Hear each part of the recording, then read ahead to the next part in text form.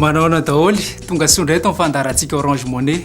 Efa fantatrao fa afaka mandefa vola, mividy entana, mividy fahana, sady mitombo isam-bolana koa ny volanao miaraka amin'ny Orange Money. Fa fantatrao moa fa manomboka izao dia afaka miantoka anao koa ny Orange Money mba hanananao filaminan-tsaina isan'andro. Hidirantsika lalindalina kokoa ny momba an'izay. Ataona taxi be izay fandehana vola isan'andro sika.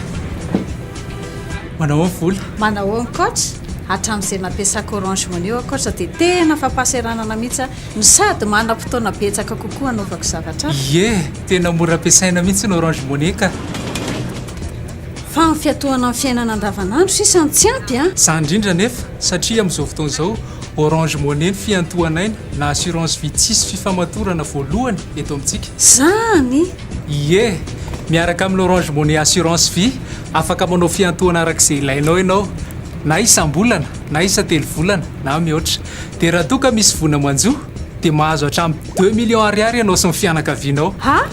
Tena mampilamina ny fiainana andavanandro tokoa izany. Dia ahoana ny fomba fidirana aminy? Tsotra be, mandehana any amin'ny toeram-pivarotana Orange. Mameno taratasy fisoratananarana, dia maro no olona andray an'ilay vola fiantohana raha misy voina.